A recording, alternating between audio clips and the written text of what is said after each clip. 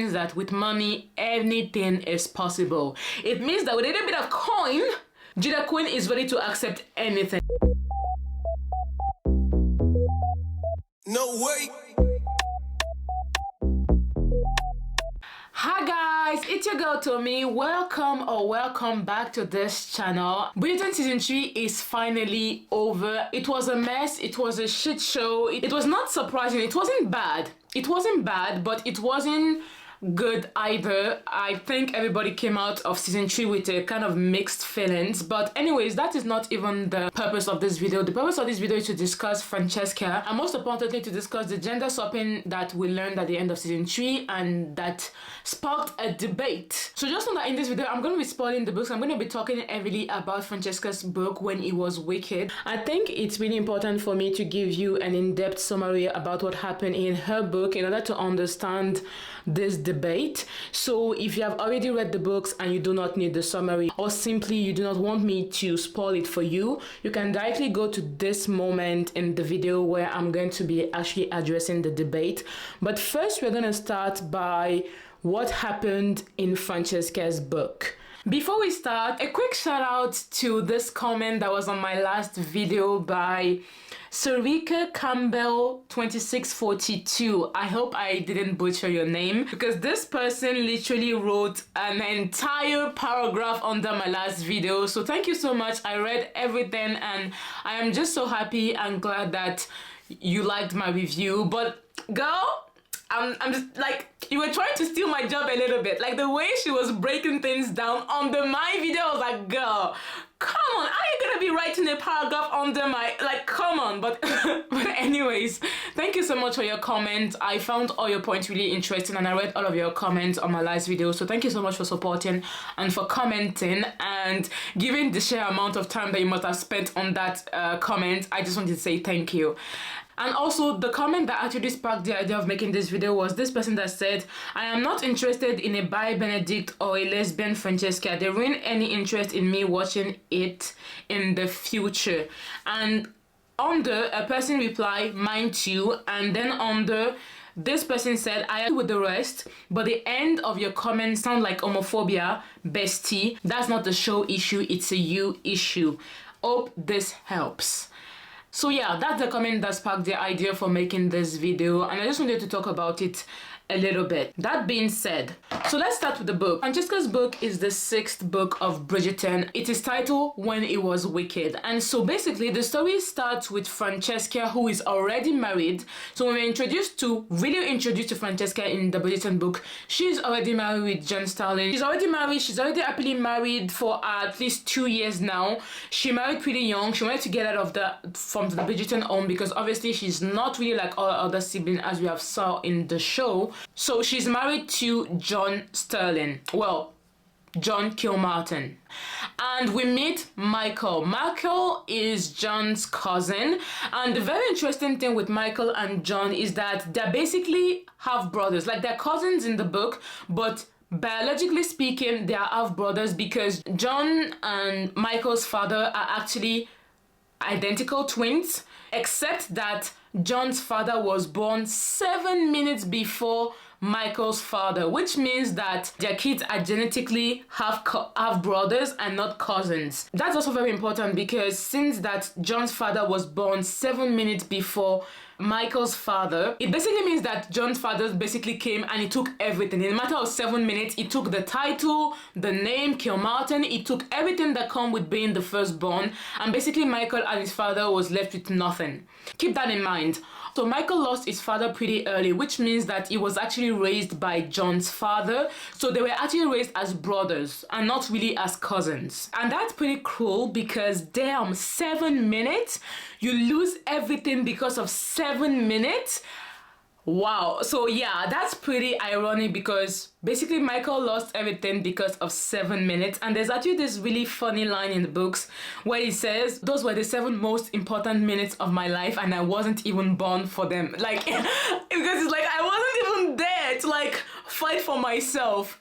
But other than that, John and Michael, there is not really any animosity between them. They love each other very, very deeply. Michael sees John almost as his brother, and John does the same. And also, John kind of feels a little bit guilty. Like, he feels a little bit guilty that he basically took everything from Michael in a sense, even if it wasn't his fault also, because like this, they weren't even born when it happened. But there's this sense of guilt, like, damn, I really just took everything. Like, their father were basically twins, so it wasn't even like, John's father was born 2 years before Michael's father. No, they were born on the same day, just 7 minutes apart. For Johnny, I always felt this sense of responsibility toward Michael. He gave him some land and some money, and also Michael went to war and John has to stay at home, and because he's a lot, and he had to stay at home, have babies, and continue the legacy of the Kill Mountain, whereas Michael, that is untitled, had to go to war. So there was also this kind of guilt of I got the privilege to say why you had to go and fight. Now, the thing between these two men is Francesca. Francesca is kind of that stain in their relationship as brothers/cousins, because John meets Francesca and they fall in love, but Michael meets Francesca the day of our wedding to John, and he sees her and he falls in love immediately. Like, it's a boom, like it's that, like, first glance, he was smitten. But she's going to get married to his cousin, so obviously he wasn't going to even attempt anything. Like, he was like, well, it is what it is. I'm just gonna have to keep my feelings deep down in me and never, ever, ever express them.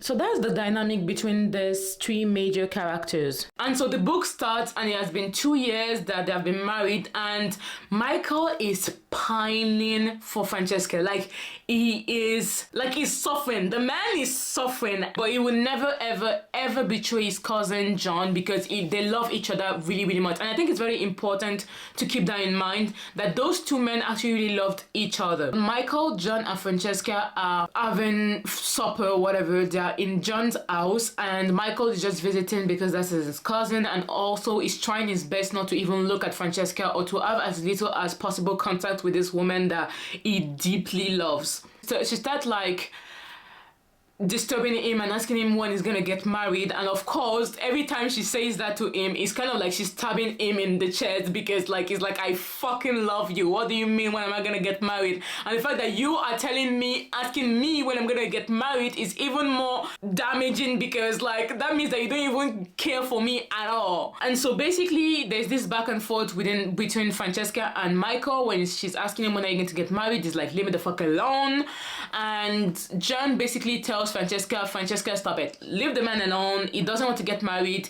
And there's kind of this idea that Michael doesn't have to have any responsibilities because, well, he's fortunate enough not to have any title, so no responsibility, so he's not obliged to get married quickly like John and make babies and continue the line. So Michael has cultivated this reputation of being a rake. Like, he has basically run through all the women in town. They love him, the women love him. Like, he has this reputation of being a womanizer, or rather a woman pleaser, because they all love him. Like, he doesn't have a bad reputation with women. He has a good reputation because he gives them a good time. Like, he's really known for that. And him and Francesca, they have like this joke where she would tell him, tell me something wicked, basically asking him to tell her one of his adventures that he has had with some women or multiple women.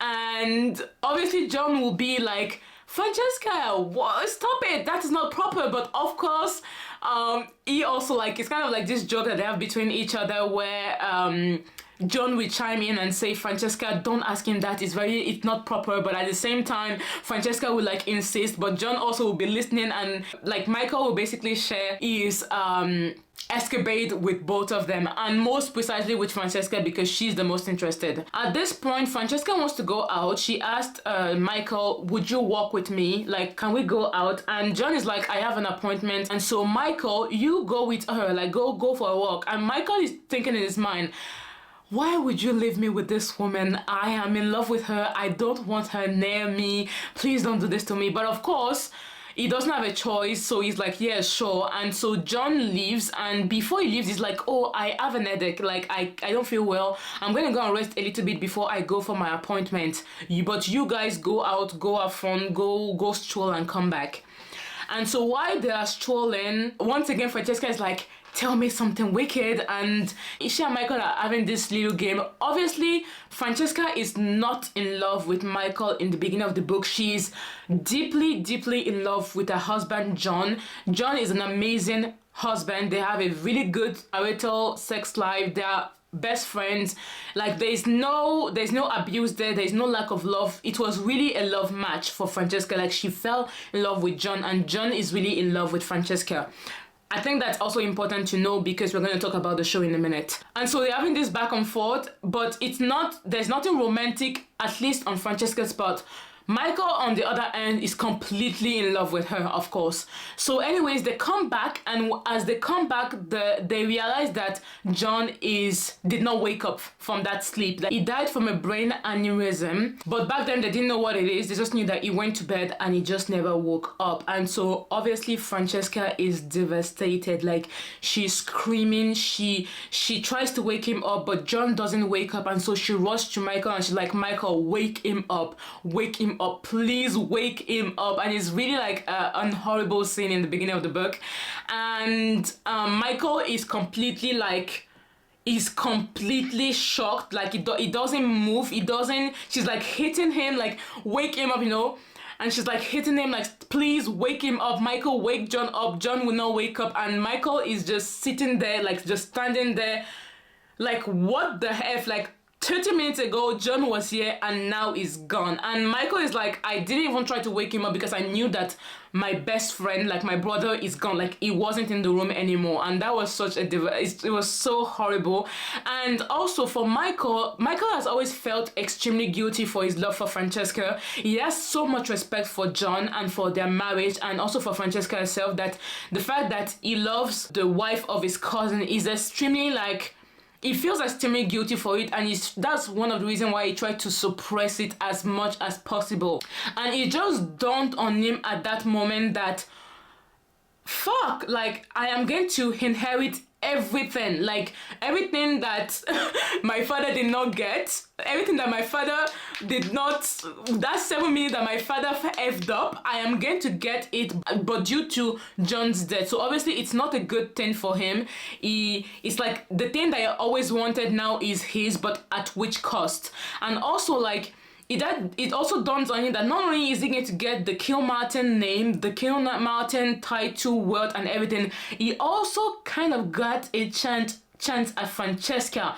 And that is really something that really scared him, because damn, like, it's like when you want, like, you wish you had something, but now you have it, but at the same time you're like, did I really wish for my cousin to die? Like, is that thought process, like, is this my fault?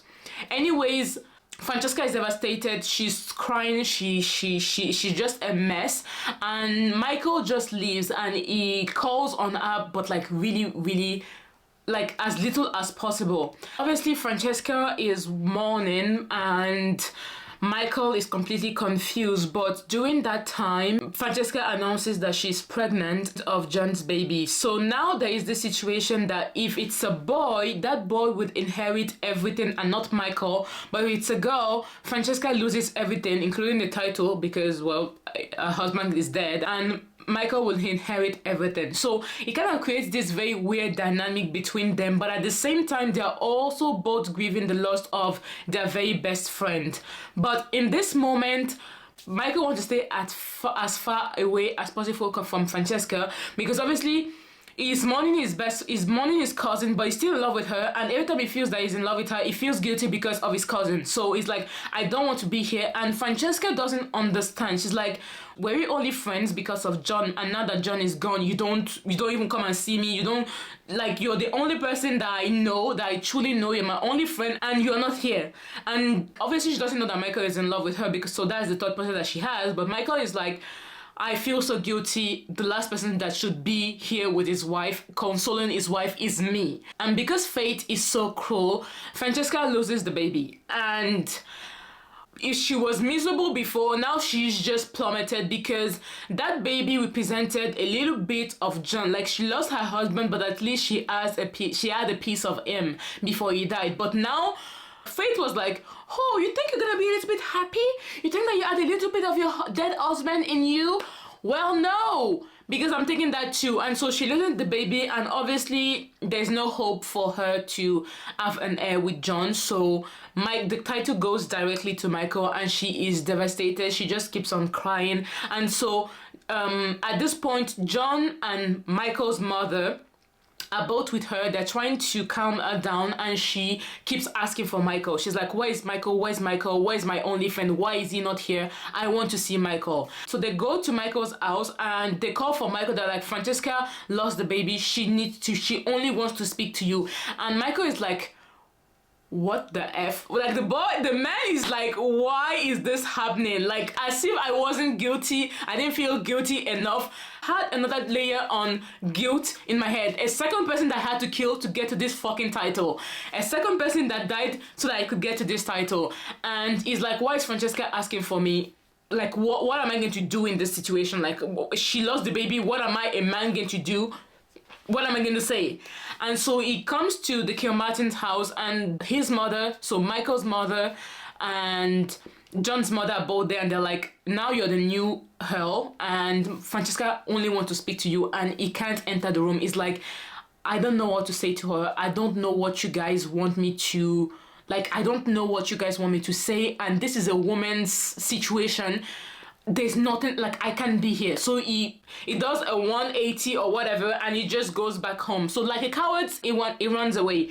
And Francesca, obviously at this point, like, I think like a week or two passes, and she just doesn't understand what Michael is doing. Like, from the time that they lose John, it's just like he just disappeared, and she doesn't understand. So she goes to his house, which was very, like, not really proper. But she goes to his house, and she's like, you didn't come to visit me, or you came like once or twice, but like you clearly weren't even there. Like, and he was like, I didn't know what to say, and also you shouldn't be here. And she's like, what do you mean I shouldn't be here? Like, aren't you my friend? And he's like, I'm your friend, but like, and he's trying to say, but like, you know, I fucking love you, and all this is not proper. But he can't say that. So he's like, I just don't know what to say to you, so I just need you to leave. And she's like, but you're the only person that loved John the way I loved him, so you're the only person that can understand what I'm going through. And he's like, I get it, but I just feel like you need to talk to your mother, my mother, or John's mother about all this. Like, I'm not the right person to get you through this grief. And at some point, Francesca is pissed because he's been really distant, and so she tells him, you know that. And so she tells him this, which just makes everything worse, by the way. She's like, you know that John's baby would have been your baby. And it was like, wait, what? It was like, yeah, because John is dead, so that child would have been yours. Like, you would have needed a father, or she said a father, but when she meant it, like, you would have needed a father figure, and that father figure would have been you, his cousin.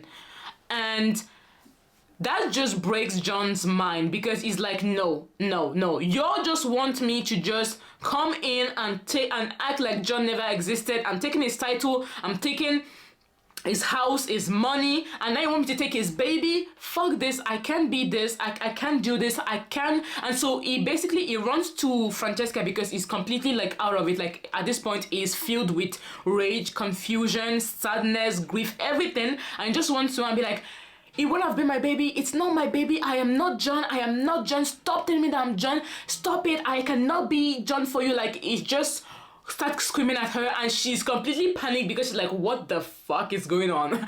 And so it's like, and so at some point he just drops her and is like, I'm very sorry, but you just need to leave. And she's like, wow. And in Michael's defense, Francesca is not completely innocent either, because when she told him that child would have been his, she wanted to provoke him. She wanted to elicit a reaction out of him. She felt like he was too distant, too stoic. She didn't feel, from her perspective, having lost a husband and a child, she felt like Michael wasn't hurting as much as she was. And so by telling him that child would have been his, she wanted him to feel that sadness as deeply as she she felt, except that what she said completely rewired that poor man's brain, and he just like lost it. So at the end, she got a reaction. It just wasn't the reaction that she was expecting. And so she waits a little bit, but Michael doesn't turn around, so she just leaves. And at this point, he was like, I'm done. So he packs his bag. He was like, I'm out of here. And so he leaves for India for 4 years. Let me say it again. Michael leaves Francesca right after she lost her husband and the baby, and he leaves for 4 years. Simply because he was also in love with her, and it was like, and there was also like this possibility that now that John wasn't there, Francesca felt open to him. Like before, she was just this thing in his mind that he fantasized about and this possibility, but now she was really physically there. Like she was there without John. And so he leaves, and it was good for Francesca that he left, because she was able to take over the estate, and so she basically ran the estate in the absence of Michael. And that was good for her because it gave her something to do. Like now that she has lost everything, the fact that she had to like run everything just gave her something to direct her energy on. So she did that for 4 years, and within those 4 years, Michael is basically talking to John's mother and his mother, of course, but he and Francesca don't communicate at all. Like he writes some letter to Francesca, but she refuses to answer his letter. And honestly, why would she answer his letter after he just left her in a most vulnerable situation and ran off? Obviously she didn't know why, but still, like, in her perspective, fuck you, you know, like you left me. F you, don't be out here sending me no goddamn letter, which I completely get. So 4 years arrives, and Michael comes back home. He's ready to come back home. It's been a while. He's now the Earl, and he has never really like stepped into that role. And at some point, like, it's not proper for you to just leave your entire estate and just leave for 4 years. And at some point, people are going to start asking questions, and it was way overdue for him to come back. So he comes back to England, and by that same 4 years, Francesca is on a mission. She wants a baby. It has been 4 years that she has grieved her husband, and she's ready to get married again. Also, Francesca got married really young. Like, she's 27 by the time Michael comes back, and so she married really, really young. So obviously, she's not too young to get remarried, but she's not like a debutante either. And so she comes to England, and she's ready to get married. She's ready to find a husband to get a baby. She's not expecting a love marriage. She doesn't give a fuck. In her opinion, she has already met the greatest love of her life, and he died, and now she just wants a practical person, a nice person that she can have a baby with. And Michael is back. So Michael comes back, and he goes to his house, in the Kilmartins' house in London, not knowing that Francesca is also in London. So he arrives home, he's by the fire, it's getting warm because I think it was winter around that time, and Francesca is sleeping upstairs, and she sees the fire, and at first she thinks that the house is on fire, but then she's like, okay, somebody broke in. So she takes, I don't even know what she took, but like she was ready to like defend herself, but obviously she got into the room. She was like, hey you, and then Michael turns around, she was like, what the fuck? And then he was like, Michael, and she was like, and he was like, Francesca, and then they were both looking at each other like, hi. Hi. And basically they kind of talked, but it was a little bit awkward because Michael was like, I didn't know you would be here. And she was like, why won't I be here? And at the same time, she was like, I didn't know you would be here, but also this is your house, so you didn't need my permission. You didn't need to tell me that you were gonna come. So at the same time, he was like, if I knew that you were here, I would have told you that I was coming. But at the same time, she was like, you didn't need to tell me that you were coming because it's your house. So it was a little bit like a weird situation. And then the next day, he wakes up and she has left. She has went back to Bridgerton house because obviously she's not going to stay in the same house that Michael is living in, because it's just not proper. Like, she can still get married and he's an unmarried man, and it's just wait for them to be in the same house. So she leaves, but she writes him a letter and she tells him, you can come and visit me at my mom's house. Kind of like an analysis of who Michael is.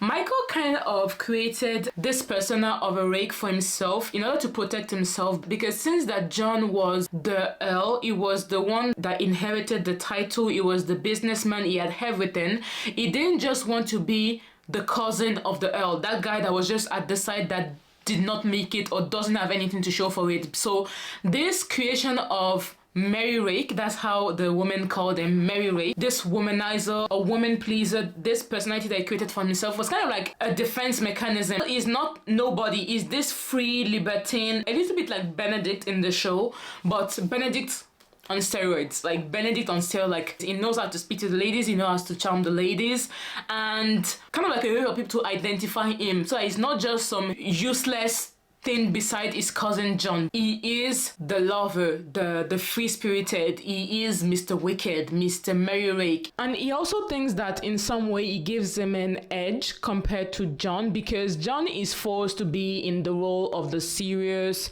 very businessman, not very fun person, and so he gets to take on the role of the fun libertine, the cool guy. But the edge is fake and the boast is poor, because at the end of the day, John comes on to Francesca and he comes on to nobody. Also, being Mr. Merrick prevents people from expecting more from him. So it's kind of like, if I don't take myself seriously, nobody would take me seriously. And if nobody's taking me seriously, nobody would expect anything from me. And if they don't expect anything from me, then they don't realize that there is nothing to expect. So it's a very much willfully fabricated persona to protect himself from the fact that he has nothing compared to his cousin John. Now that he's back, he's the Earl. So now he literally has to show people that except from being a mother effer, he's actually has the balls and actually has what it takes to take over the estate. So back to the story, he goes to Bridgerton house and he meets Violet, and Violet is so happy to see him because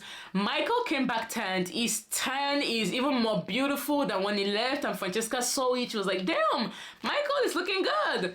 And so he looks good, he looks scandalous, because at that time being tanned is like, damn, like, wow, Michael. Like all the girls were like, damn, this is scandalous, this is sexy, this is so Michael, and he's back. And so Lady Violet is like, hi Michael, nice to see you. And you know, Michael loves to flirt, so he's basically flirting with Violet and he's telling her how beautiful she is and how he missed her, how he missed her tea. And there was this scene where she was like, he told her, I miss your tea, and he was like, you went to India, so you drank plenty tea. And he was like, the quality of the tea doesn't come from the place, it comes from the person that is pouring it. And so basically he's telling her that since she is pouring him tea, the tea is extra sweet, basically. And she's like, oh, she's like giggling. And also he told her, I don't know what I was saying exactly, but it was like, she was like, a lady of my age cannot be seen with such a young guy as you. And it was like, a lady of your age, you mean 31 years old?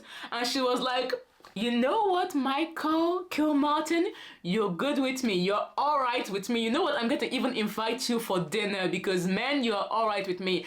And at this point, Francesca walks in and she was like, Michael, are you flirting with my mother? Are you flirting with my mom? What is wrong with you? And he's like, you know, I can't help it. I can't help it. It is who I am. Anyway, so I think they talked a little bit. Once again, still awkward between them, and he's invited for dinner, but he doesn't come for dinner. So the night comes and Michael is nowhere to be found, and Francesca is worried because she wasn't expecting him to be early because nobody knows if he has become responsible. Obviously, Michael is an extremely responsible person if he wants to. He just never had the need to be responsible. And so he doesn't come for dinner at all, so that is worrying. So she goes to his house and she discovers that he is sick because he has malaria. The topic of malaria in the book is so funny because I feel like the only time when they ever mentioned India or Africa is to either compare Africa to this dark, untamed and dangerous land, which was kind of like, okay, and when they mentioned India, it was to insinuate that the water was dirty and to talk about malaria. Anyways, I kind of feel a little bit icky about that. But also, I think Julia Quinn gave some part of the money that she received for the book to research a cure for malaria. So I think that was kind of her way to like redeem herself, because she was like, if I'm going to talk about India and only portray it in a kind of a negative light, I need to give some of the money of my book to research malaria so that it doesn't seem wrong. And I kind of agree with what she did, because when I read the book, I was kind of giving her the side high, like, really? That's what you came out of India, where that's the only thing that you could talk about India for, to talk about malaria. Okay. Anyway, she gave some money, so I guess she was trying to make amends, which is fine. So back to the story. So Michael is sick with malaria, and he doesn't want people to know, because if they know, they're going to like start thinking that he has like some disease that they can catch, and that is not the case. So he told Francesca, like, you're the only person that can know that I'm here. And so she takes care of him. They have this little bond together. Obviously, Francesca is very scared, because she knows how easy people can die. And so she's a little bit scared that Michael is going to die too. And he was like, it's just malaria. I'm going to survive. Don't worry. I've had it before. Francesca still wants a husband. And Michael needs her wife, because now he's an earl and is expected to get married and continue the line. And so they're both on this quest to find partners. And so it's a little bit weird, because Michael is looking at Francesca like, oh fuck, I still love her with the same intensity than 4 years ago. And she's completely oblivious, of course, except that now she's noticing that he's really hot. Like, you know, before she knew that he was hot, but in an objective way. Like, my husband and his cousin hot Michael, the merry rake. But now she's actually looking at him like, oh, is like, she's acknowledging that he's actually extremely good looking and that he doesn't leave her indifferent. And that's also a problem for her, so she tries to ignore it and focus on the goal, find a husband. So obviously there's this back and forth between them where he's always looking at her, dancing with other people. He keeps an eye on her, and the relationship kind of reminds me of Penn and Colin, when Colin is helping Penn get a man, but at the same time he's in love with her. And so it's kind of like the same thing, but at the same time, she also finds herself always like looking at him and also being jealous, because Michael is always surrounded by women. Like, he's a woman lover that all the women of the town and their mother and the mothers are glad that he's back. And obviously now he's an earl, so they want their daughter to marry him, and they know that he's gonna do justice by them, like he's gonna treat them right. And so he's always surrounded by women, and she is also always finding herself looking at him like, okay. Anyways, but at this point, none of them want to admit that there is something there. But obviously there is something there. And also because Francesca changed her entire wardrobe. She's no more wearing black and lavender, which is more of the morning. She's no more morning John. And so she's dressed in the Bridgerton blue, and she's wearing color. And Michael is looking at her like, damn, she's a baddie. And also Francesca is a baddie because even though she has already been married and she's 27, which is considered as old. What the fuck? She's considered as a little bit old. The men still want her. The men are still running after Francesca. She's getting a lot of flowers. She's getting a lot of attention. And Michael doesn't love that. So at one of this ball, Francesca gets the attention of this man who is kind of like the equivalent to Lord Berbrook. And so basically this man tried to insult Francesca at a party when she was like, no, please, no, just stop. And before she has the time to like kick him in between the legs, Michael, who's always watching her, thank God, chimes in and just knocks the man out. And he tells Francesca it's not your fault, because obviously it's not her fault, but she tells him, I'm going home. And she's like, yeah, you should go home. And she doesn't understand why. He just seems so angry. He just seems so angry, and she doesn't understand why. She feels like he's a little bit cold towards her, and she doesn't understand why. So she thinks that it's something that she has done. Obviously, at this point in the story, she has told him like very clearly, I want to get married because I want a baby. And at first he was shocked, because he was like, oh wow. But at the same time, it's like, yeah, sure, like obviously she wants a baby, like why wouldn't she want a baby? But he has never considered himself to be part of the people that she could date. But at the same time, every time he sees her with a man, he just gets so frustrated and so annoyed, and he gets annoyed at himself mostly, because he's the one that wants her and he feels guilty about that. But at the same time, he's always lashing out at her for no goddamn reason, and she doesn't understand why. And so he tells her, yeah, you should go home. And so she goes home, and she's like, why is this guy just so angry at me? I don't get it. We were supposed to be friends, and now he's acting like a douchebag. So she goes to his house, and she's like, why are you angry at me? Like, what did I do? Like, what is your problem, bro? And he's like, you didn't do nothing. Like, just go back to sleep. Like, this is my room, get out. Like, you're coming into my room, get out. You're not supposed to be here. And she's like, no, you need to tell me what I did wrong. And he's like, get the fuck out of my room. You're not supposed to be here, Francesca. Especially because I want to bang you and the bed is right there. And obviously he doesn't say that. He says that very loudly in his head, but he just tells her, please leave. And she doesn't want to leave. And at some point he kisses her, the moment that we were all waiting for, and it's just magical. And she reciprocates, because at this point there have just been this tension between the both of them that, listen, there's something there. And she reciprocates the kiss, and it's I was like, yes, finally, after 4 years 4 years of waiting and pining, finally. And so he kisses her and is a little bit shocked, and she runs back to her mother's house at this point. And not only does she runs back to her mother's house, she packs her bag and she runs to Scotland. She was like, I need to get out of England. I need to get far away as possible from Michael, because what the F just happened? And Michael continues to blame himself. He's like, I succeeded to keep my feelings in and buried for the last 7 years at this point, and I break like an egg. What a damn fool. And so at this point he feels so guilty and he feels stupid, and now he knows that he has basically forever ruined his friendship with Francesca, because he has basically kissed her and he has crossed that line that he refuses to cross. And so he goes to a bar, I don't know what they call it, like the place where the man drinks, whatever, and he meets Colin. Colin, like I said in my previous video, is the most intelligent, intuitive, the most just an amazing guy in the books, except from his own book. And so Colin is like, hey, Michael, what are you doing here? Michael's like, please leave me alone, Colin. He's like, Francesca left, huh? She left for Scotland, which is a little bit strange because she wanted to get married, and she just took a bag one day and she just ran like somebody was chasing her. And Michael is like, please stop talking about Francesca. I don't know why she left. I don't know why she left. And he's like, yeah, and also she wants to get married, but why don't you marry her? And Michael is like, marry Francesca? Me? It's like, me? Marry Francesca? What do you mean? And he's like, yeah. You like her, right? And you're a good man, and you're rich, and you like her, so... And you don't really seem like somebody that is looking for love anyways, and you would be a really good and kind man to Francesca, so why don't you marry her? And by the way, if she goes to marry some guy and that guy turns out to be a fool that is abusive, then she's stuck with him. And sure, if she marries a man that is bad, she can always come home to us, but that's a gamble. So if she marries you, at least we all know you and we know that you're a good guy, so you're gonna take care of her.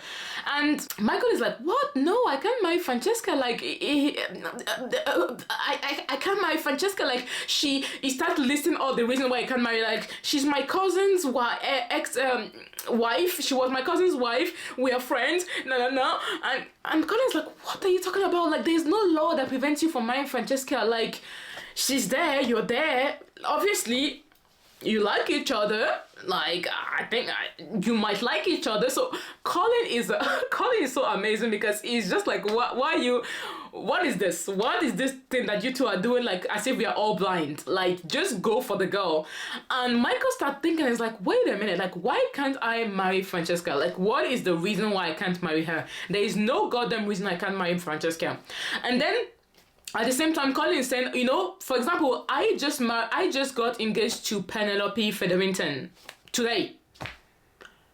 And you see, and I'm not dead, and I'm good. And Michael's like, you married Penelope Featherington? Because basically, Colin's book, Eloise's book, and Francesca's book are kind of happening at the same time. So even though Colin's book was book 4, Eloise was book 5, and Francesca is book 6, by the time that Francesca's story starts, Colin and Eloise are not yet married. And so Francesca's marriage to Michael, obviously, Francesca's marriage to Michael, Colin's marriage to Penelope, and Eloise's marriage to Crane kind of happened at weeks apart. So Colin gets married like 2 weeks later, Eloise gets married, and then a couple days later, Francesca get married. So the story are kind of intertwined in a way. And so Colin basically tells Mike, I just got married to Penelope Featherington, and you know, I've always been kind of in love with her, but now I just did it, and look at me, I'm here. And Michael is like, oh great, good for you, but like I still don't know what you're talking about. And he was like, yeah, sure, you don't know what I'm talking about, but you know, my sister Francesca is in Scotland, and somebody needs to tell her that I'm going to get married. And Michael is like, why are you telling me this? Like, you can send her a letter. And he was like, and Colin is like, yeah, but you know, like, by the time the letter gets to Scotland, like, I mean, I think it's kind of better if you go and tell her in person, because you'll be much faster, and we need to tell her quickly that I'm getting married so she can come back, you know, like. And he's like, and Michael is kind of getting what he's trying to say, like, oh yeah, somebody needs to go and tell Francesca that you're gonna get married, of course. And obviously, since I'm a very good man, I'm gonna go, yeah, sure. And obviously he leaves for Scotland, and obviously in the back, Colin is like, did it again. Colin's like, I did it again. Colin is amazing. Colin basically set everybody up in the Bridgerton books, and he was like, oh, you go, boy.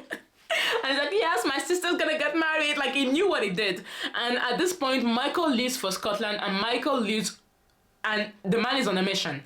The mission is clear. Like, the guild for now is over. He's going to Scotland the plan is to win her over and to marry her whether she likes it or not. Oh, not whether she likes it or not, but you know what I mean? Like, he's pretty much ready to conquer the woman, because he knows that she's gonna be opposed, and he's like, we're meant together. Like, at this point, let's just stop the bullshit and we're gonna get married. So he goes to Scotland, and Francesca is there, and he tells her, I came to tell you that Colin was gonna get married. And she's like, oh, wow, amazing, and thank you for coming yourself to tell me, knowing that I ran away from you, but you had to come and tell me. You could have sent a letter, but whatever. So at this point, it's kind of awkward, and very quickly he starts to seduce her, because he's Mr. Wicked. So Mr. Wicked is going to with his wicked ways. And so basically he seduced her, and just like as a parenthesis, the smart scenes in Francesca's book are the best by far in all the Bridgerton series. Like, Michael basically dig down Francesca with his word before he ever even touched her. Like, the man is just, the man.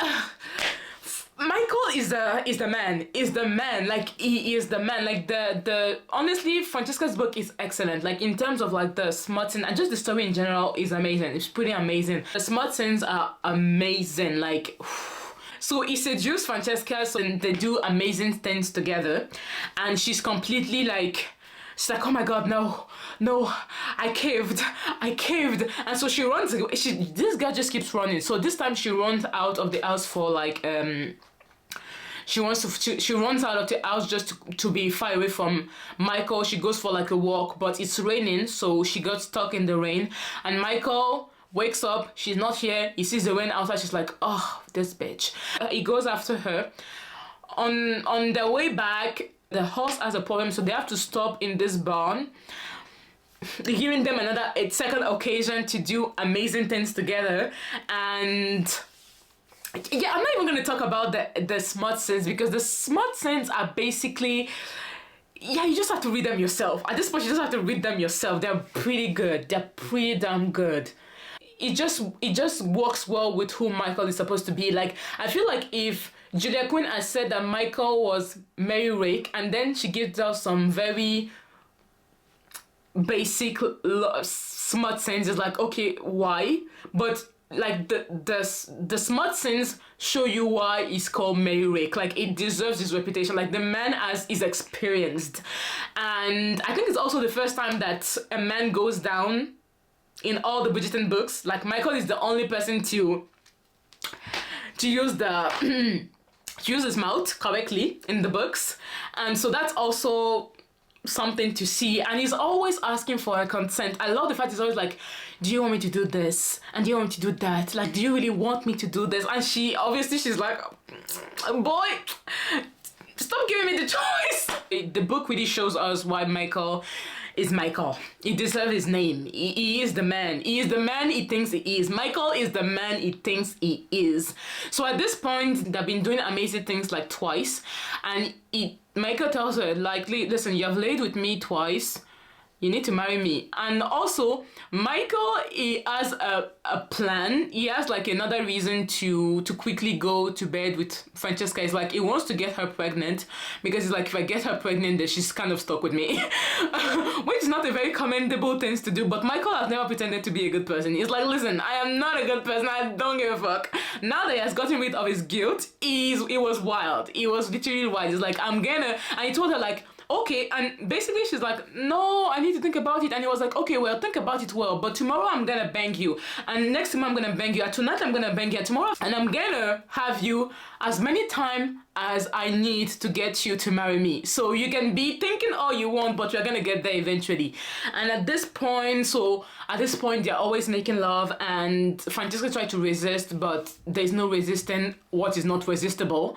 And Michael is getting frustrated because now the roles have switched, because he is in love, so he's running after her, and she's the one that is kind of holding all the power. And he's used to be holding the power. He's used to just sleeping with women and just going away, but now she's the one that is like, she's the one that's kind of using him. And at some point he kind of gets annoyed. Like, she can see that every time they make love and then he asks her to marry him and she says no, she can see him get more and more frustrated, but he's like, it's fine, I'm just gonna dig her down another time. I'm just gonna dig her down some more because well, anyway, so the tension is building, and then at some point she gets a period, and so she doesn't kind of sleep with him for a while. And she was kind of also disappointed because she was also hoping that she would be pregnant because she does want a baby.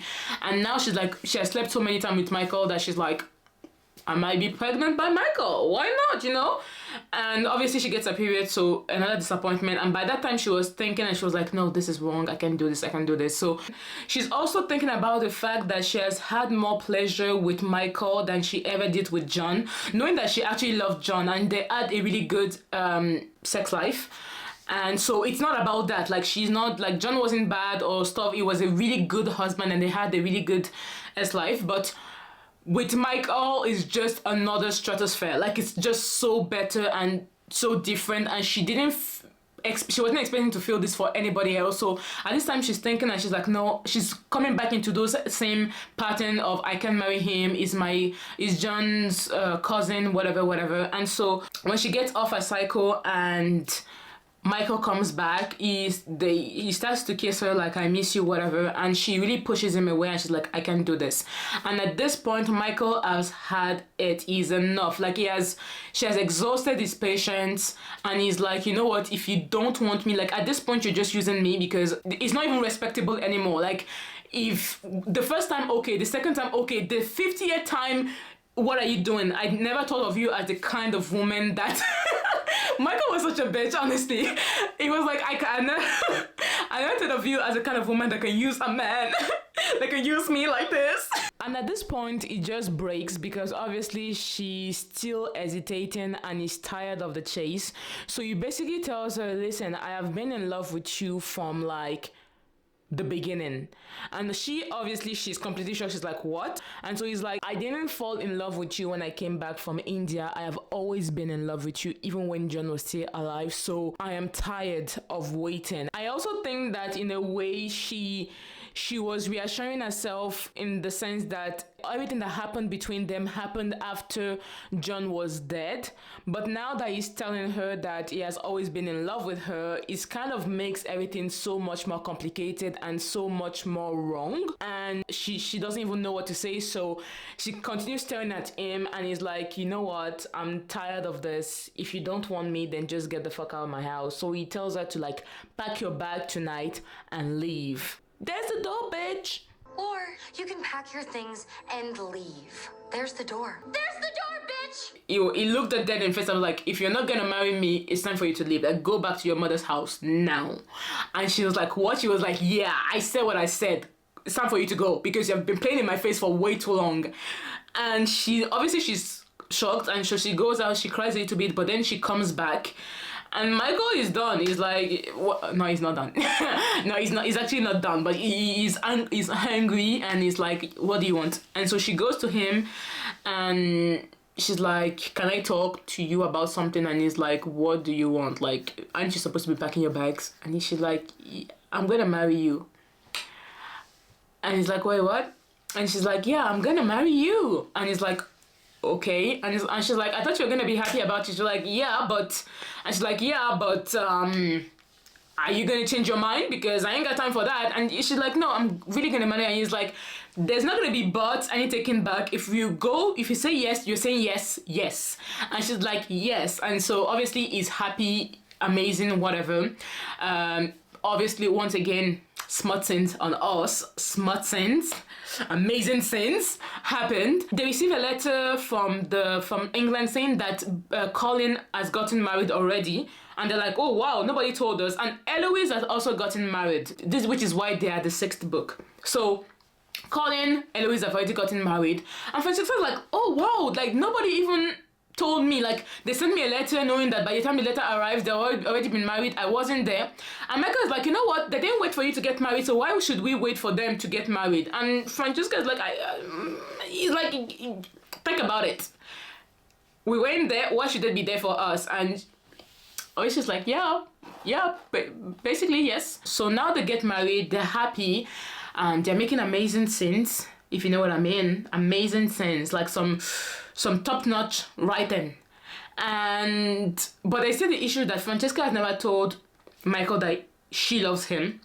Obviously, she's attracted to him, that's for sure, but she has never said it. And although he wasn't, like, in the book, he says, I didn't even dream of marrying her, so I wouldn't even go as far as to think that she would love me back, but it would have been nice if she did, because now that I've had her, like, I've had her loving me back just feels like something that could possibly happen. But you see, there's still that little break between them that she hasn't said I love you back. She goes to John's grave and she tells John, and it's such a beautiful moment, like she tells John, listen, I think you would have approved. I know, like, if you're, like, you would have wanted me to get married again, obviously, and that you wouldn't have chose anyone other than Michael, and I think that you would have approved. I think that you would have been happy. I think that maybe somehow, some way, I can't stop myself from thinking that it was you who made this possible, and I really, really love him. Like, I really, really love him. Like, I loved you when you were there, but I also love him. And Michael was also looking for her, because he's always looking for her, and he arrived at the moment when she was actually she was like at John's grave, and she was basically telling John, I love Michael. So he heard, and so she turns around, and it's so bizarre because she turns around, she asked him, did you hear that? And he was like, yeah, I heard you. And she's like, yeah, I love you. I really, really love you. And they have this big declaration of love on John's casket. Like I'm like, guys, honestly, you guys could not profess your love for each other in another place. You had to do it on the man's like, come on. So at this point, it's by the end of the book, they've said I love you to each other. There's also the fact that Francesca says, I don't know if I'm going to be able to give you a child, because we chatted for 2 years with John, and I was only able to conceive one, and we also saw how that ended, so maybe I'm not going to be able to give you a child.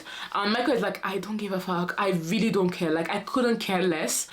And at this point, they send a letter to the Bridgerton telling them that they're married, and John's mother sends Michael a letter, and in the letter it was so beautiful because she said, thank you for letting my son love her first. And I just found that phrase so beautiful. I feel like the book also has such beautiful moments and beautiful like phrases that just stick with you and just amazing. And just the fact that she was like, thank you for letting my son love her first. Oh my god, I was like, oh my god, this is so beautiful.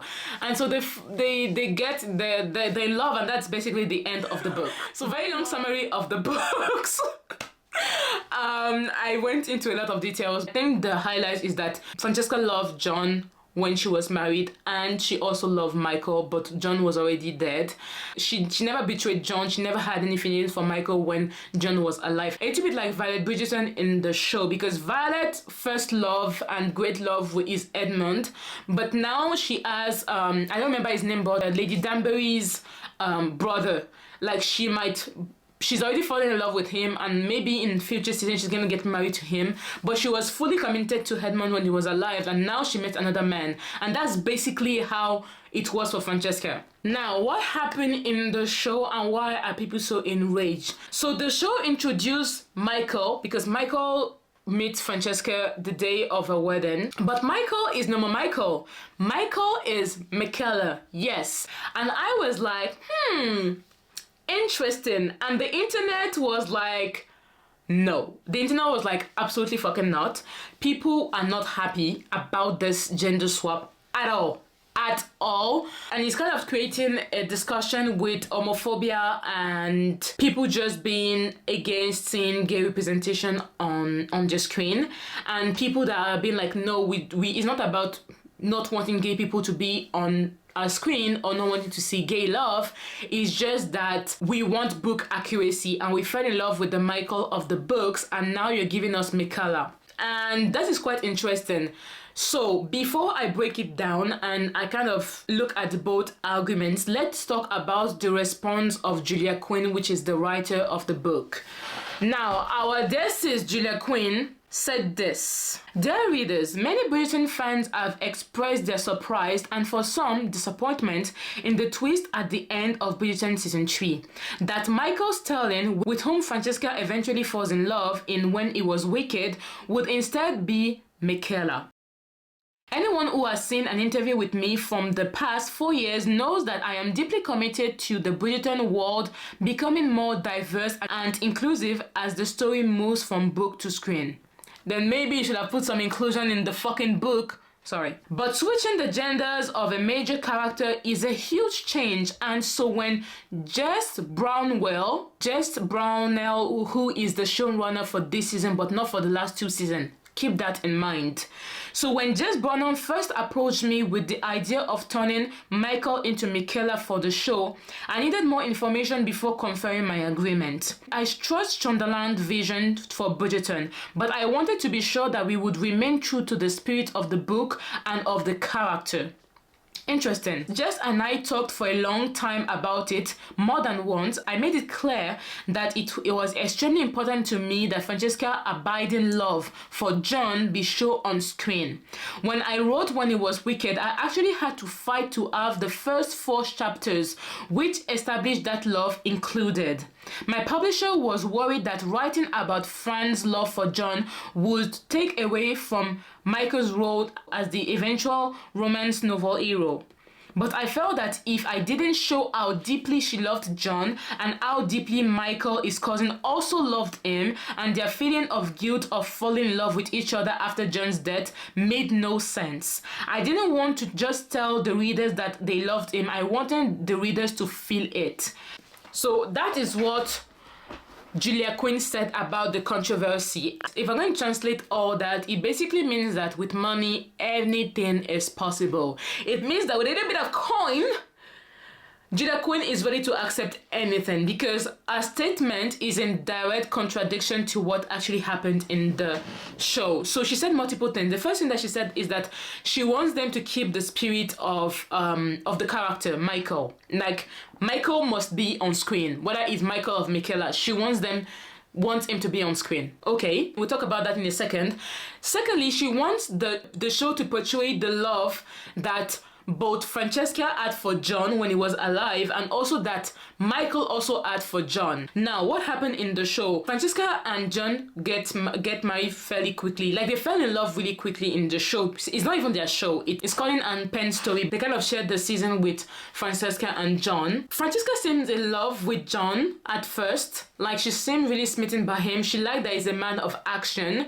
I really liked that, and I really loved what they did with John and Francesca. I was really rooting for them. Even though I knew that John was gonna die, I was so happy that they portrayed that she really loved him. And I love that there was kind of a clash with her and Violet, who wanted her to have the kind of the slap in the face kind of love, like the oh my god, like I saw him and I knew, that kind of like heart shattering, like world clashing romance where you just like whoa, like oh my god, I love this person, that she had. Like Violet wanted that for her kids. And basically Francesca was like, listen, love doesn't always have to be exciting or over the moon. Like you can just see somebody and just feel peace and just know that this is the right person for me.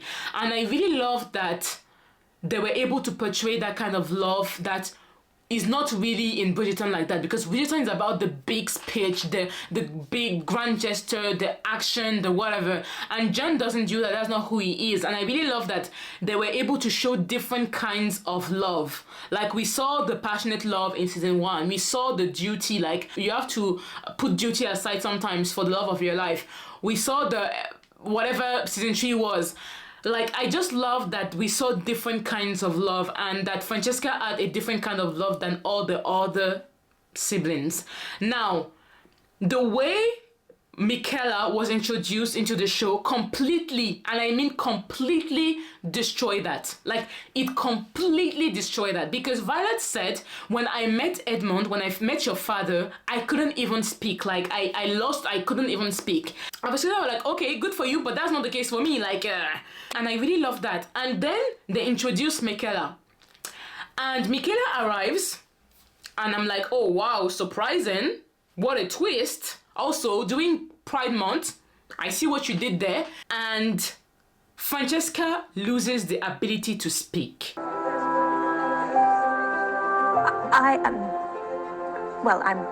I'm like, no. I'm like, oh, now you can't speak English. you completely destroyed the work that you just established. First of all, that is not even when they destroyed it. When they destroyed it is when John kissed Francesca and she had that look on her face. And I'm like, oh no. I was like, oh no. After everything that they did in season 3, they were going to fuck up John and Francesca's story. And so you can always see that I'm afraid that something is wrong. But I was like, okay, maybe it's not what I'm thinking. And then she meets Michaela, and obviously she starts stuttering. She loses the ability to speak, and I'm like, you just threw the entire argument of every type of love is different, and love doesn't have to be the love at first sight of Violet Bridgerton. It doesn't have to always be like that. You just throw that entire beautiful argument down the drain, because Francesca falls first for Michaela. If Michaela comes, she's very like assured, she's like very cute, very nice, and the fact that Francesca falls for her basically contradicts all what Julia Quinn just said, because now they've established that Francesca just had a huge crush on Michaela, basically meaning that she is going to be having feelings for Michaela while John is still around. So this idea of I wanted people to see that Francesca loved John when John was alive.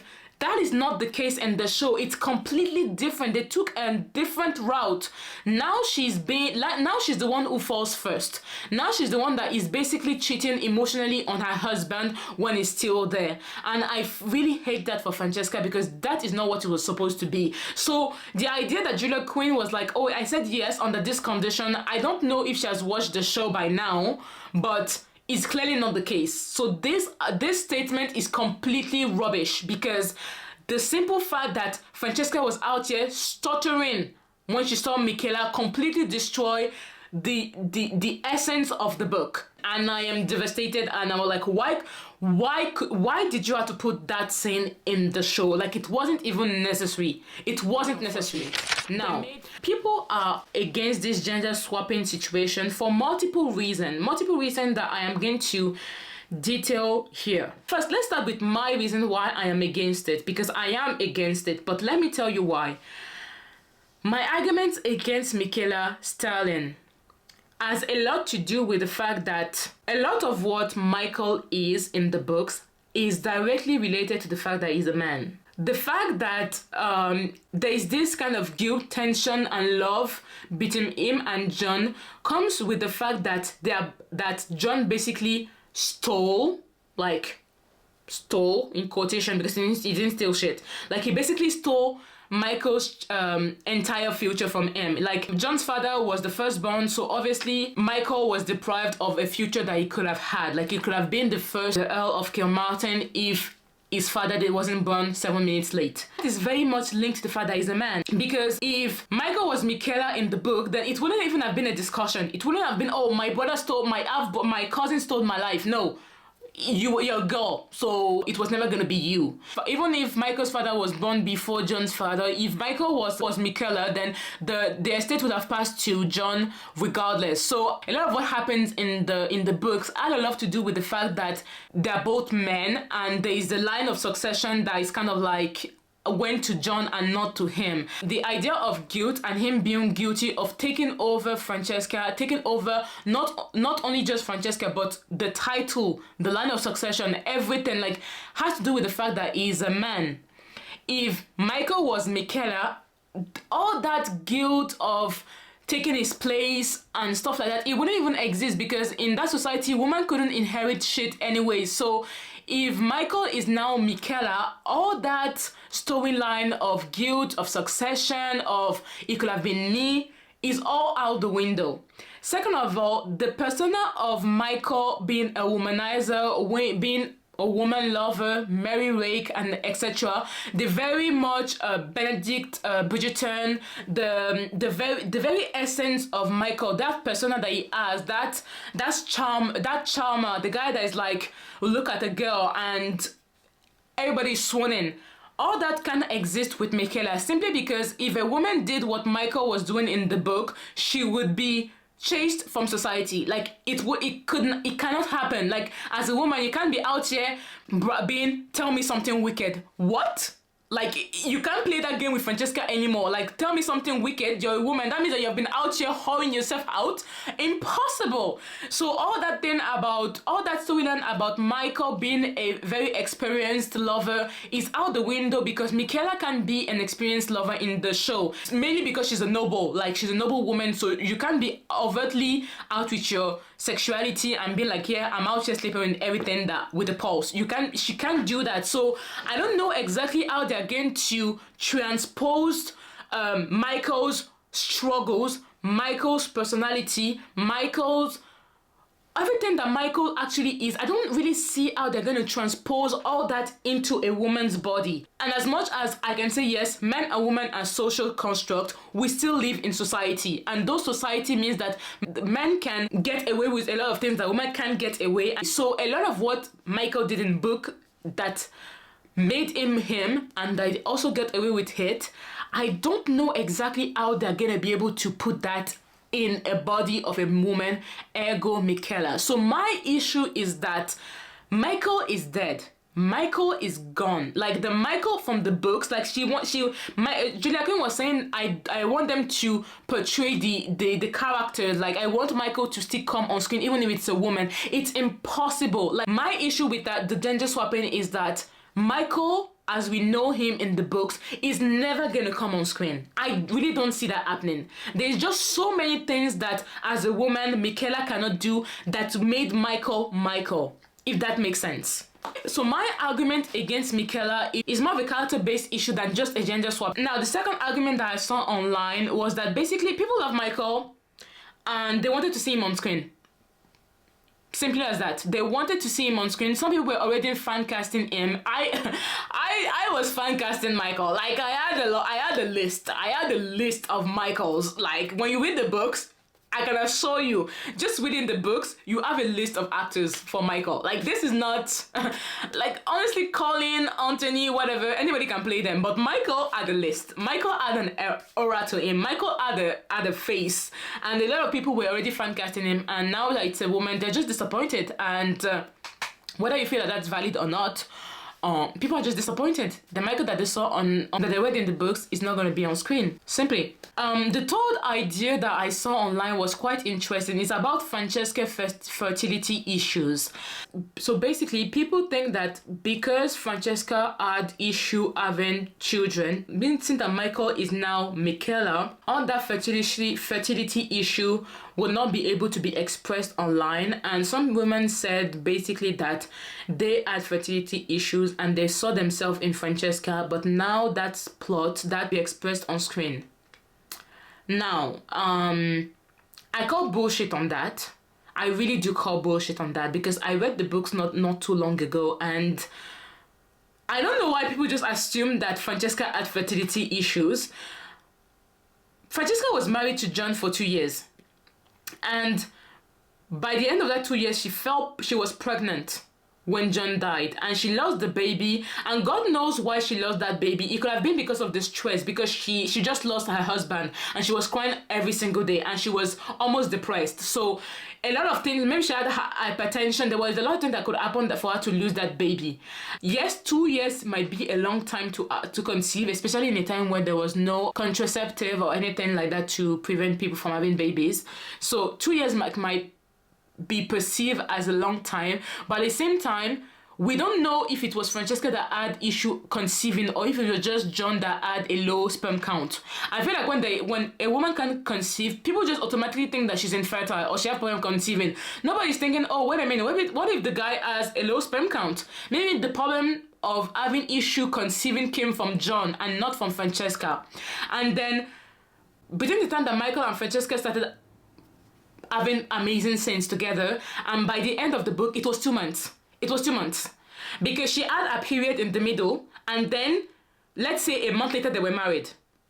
So 2 months of intercourse is not an enough lapse of time to judge that she's infertile. I feel like because she told Michael, like, listen, I have children with John, so maybe I'm not going to be able to conceive with you, people just assumed that she was infertile. But maybe the problem was, unfortunately, the problem just might have been John and not her. So 2 months is not enough to just conclude that the issue came from Francesca. Do you know what I mean? Like, I just feel like she had fertility issues in the books, was a little bit premature, and the book didn't make a huge emphasis on the fact that she didn't have kids. The book said 3 things. She had a baby with John and she lost the baby. 4 years later, she wanted kids, and then she was open that when the first time she had sex with Michael, she thought that she was going to be pregnant, and she wasn't. But I mean, like, don't have sex with the person once and just be like, oh, I'm gonna get pregnant. No, that's not how things works. So obviously, I just feel like this idea that Francesca was dealing with fertility issues was a little bit premature. Like, the book didn't give us enough time between the time that she got married to Michael and the time that they started making amazing scenes together and the end of the book for us to be able to determine that she couldn't have kids. And just so we're clear, I'm not trying to be insensitive to the women that actually have fertility issues. I just feel like there's not enough evidence in the book to use infertility as a way to be opposed to Michaela. If infertility was the center of the book and the center of Francesca's story, I would have been like, okay, yes.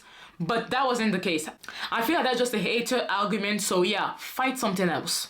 And then the last argument would be that the story is going to be focused on gay love acceptance as the story, as the plot, and not on just two people falling in love. Like, they fight for Michaela and Francesca to be together, like the queer fight for these two women to be together is going to overshadow, it's really going to take the center of their love story, and it's going to just be about how is this society going to accept two women being together and not about the love story itself. So basically, they're not happy because the love in the book, the love that you met in the book is completely gone.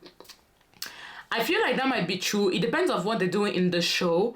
I also saw a really interesting take from this girl on TikTok. I'll try to link her down below, but basically she said that the same way that Queen Charlotte came into the show and was like, no more racism. Racism has been erased. Everybody was like, yes, we don't hate black people anymore. Racism is no more a thing. Racism has been erased.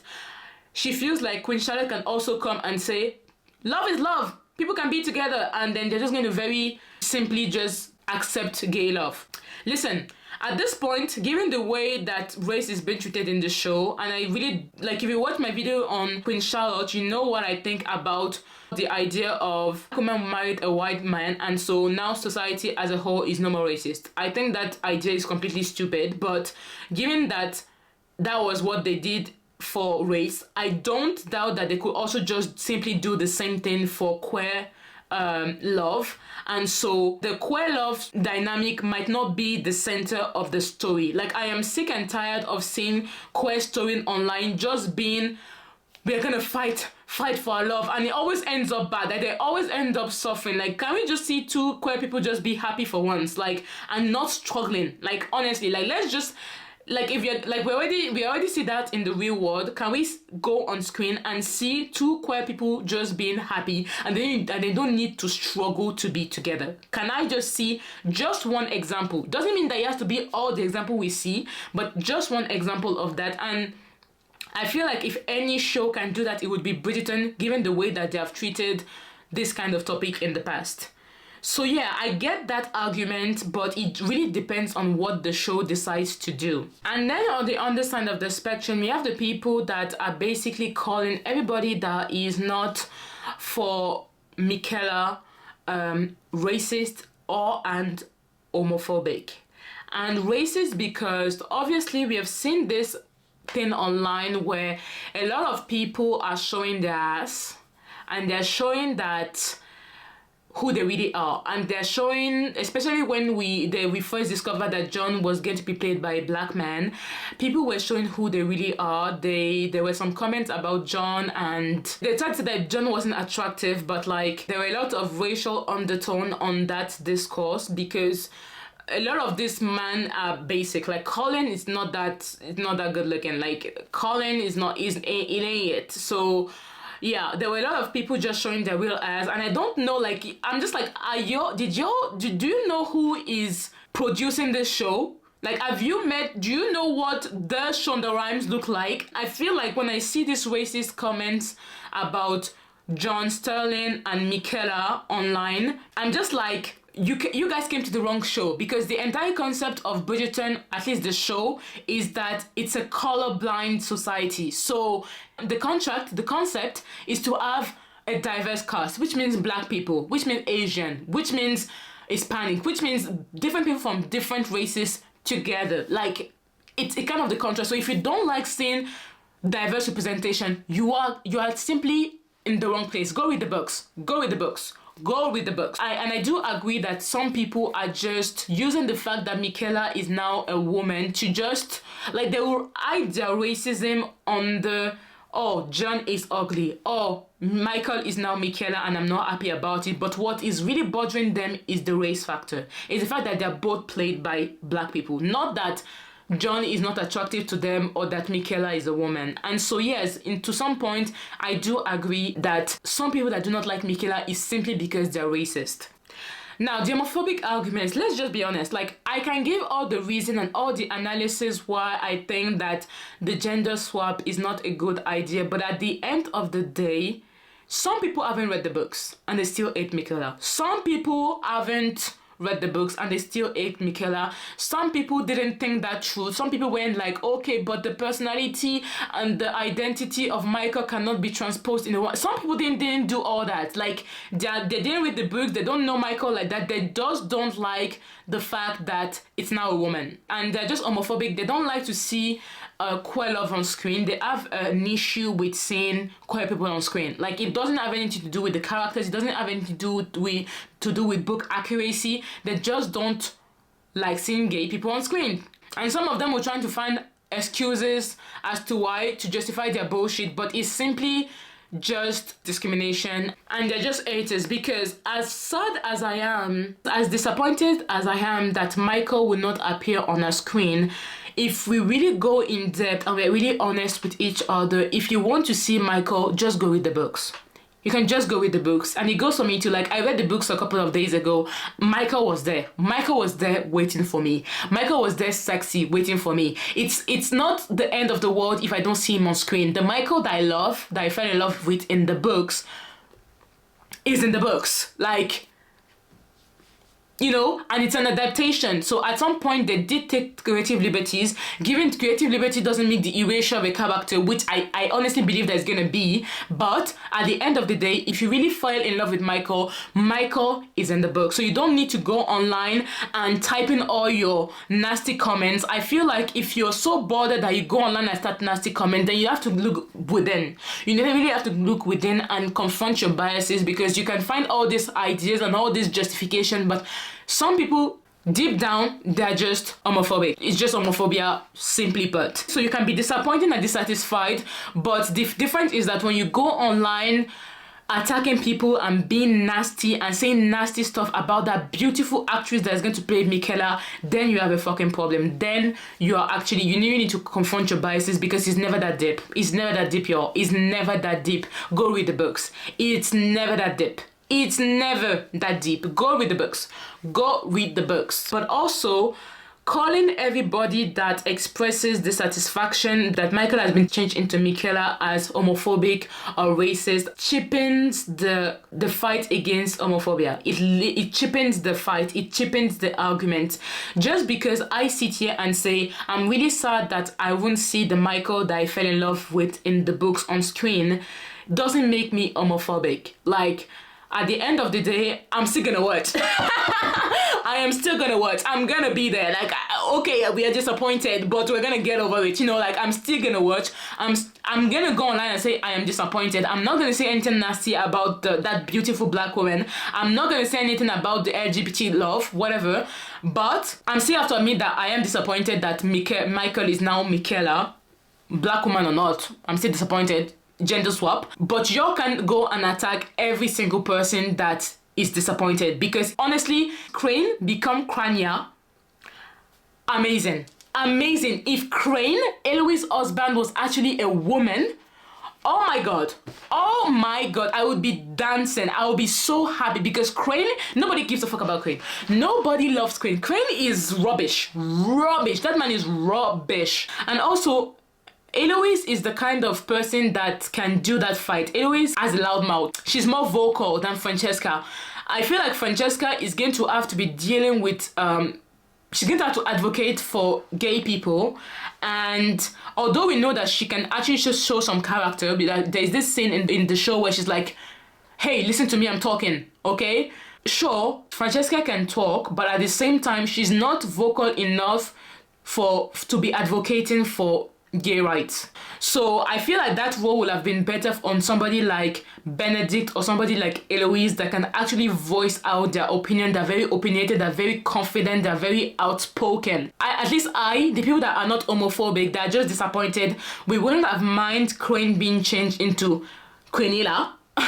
But the fact that it was Michael, and Michael is a character that is very loved in the book. Like, there was a shock value in turning Michael into Michaela, because everybody was expecting it to be Eloise, and I feel like they didn't want to be predictable, but there's a reason why people suspect Eloise to be gay, you know? Like, we didn't just bring it out of our heart. It makes sense. But I feel like they wanted to shock us, and it was Francesca, which is cool. But she needs to know what she's doing and where she's going with this. And the issue that I have with this showrunner is that I feel like she throws stuff out. Like, she put idea out there, and even Bridgerton in general, like, they put stuff out there, but they don't really think ahead.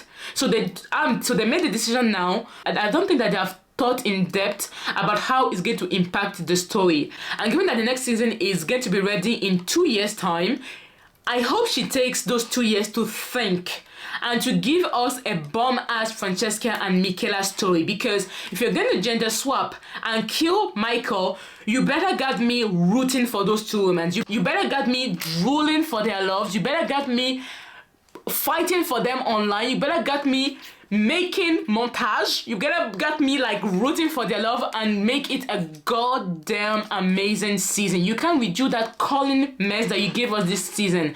Francesca's season has to be bomb, because you're going to change such a central character like Michael. You better have a plan. It better be thought. That script better be ready. You better take those 2 years This two years to give us 8 episodes. 2 years to give us 8 episodes. Damn, you better come in strong.